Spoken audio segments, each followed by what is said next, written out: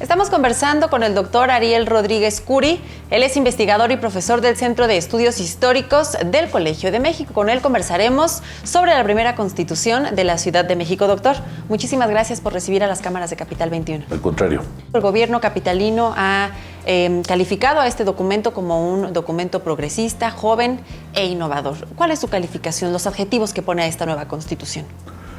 Yo creo que es una gran innovación en la historia jurídica de la Ciudad de México y por supuesto en la experiencia de gobierno, de eso no hay duda.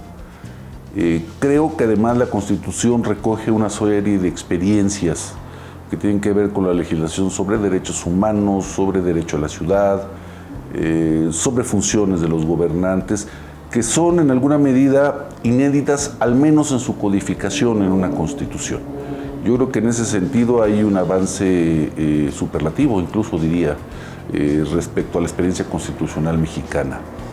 No existe antecedente de un proyecto constitucional para la Ciudad de México, sino es en la muy lejana década de 1820. Es el único antecedente para una constitución de la ciudad o del Distrito Federal en ese caso.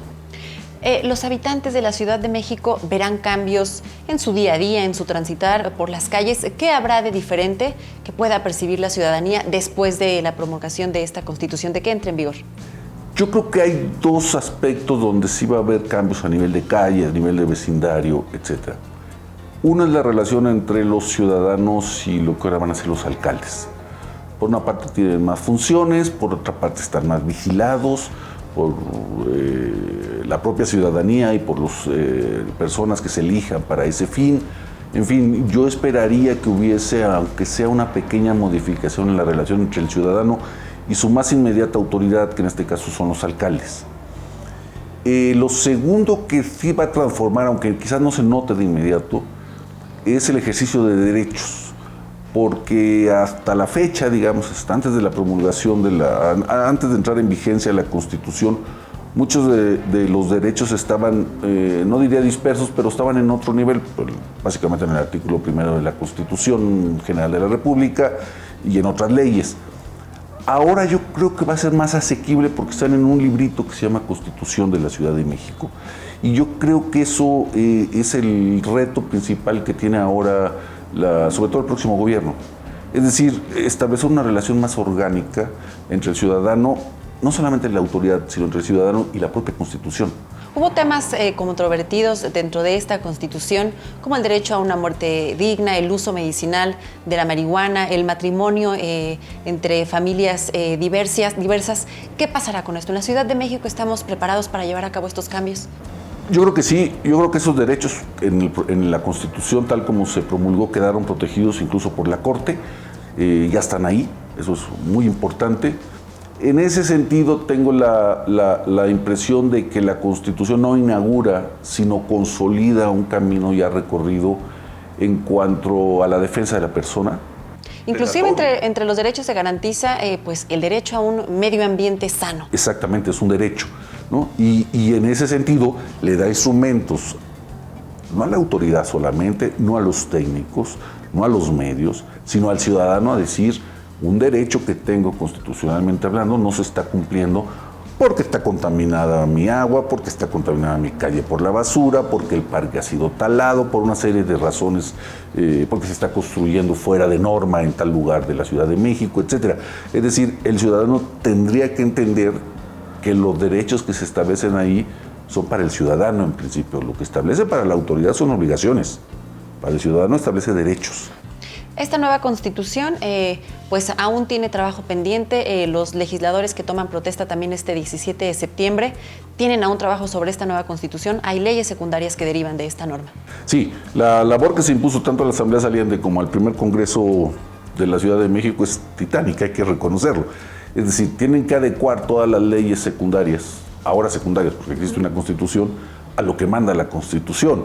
Se espera que sea hasta el 2019 cuando concluyan con estos trabajos. ¿Y qué pasará con esta mayoría en el primer Congreso en la Ciudad de México?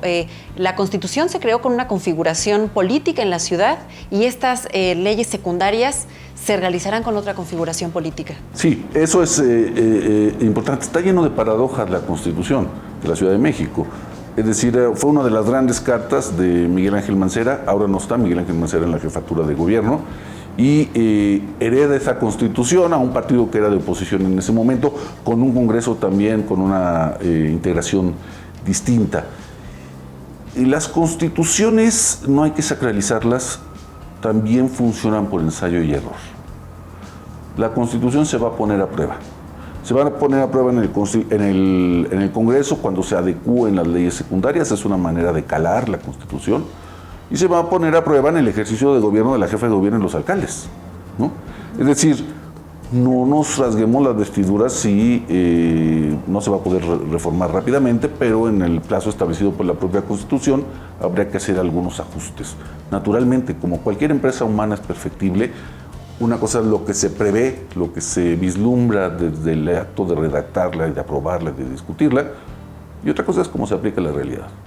Pero eso no es un problema de esta Constitución o de México, ¿eh? Eso es un problema general de cualquier Constitución.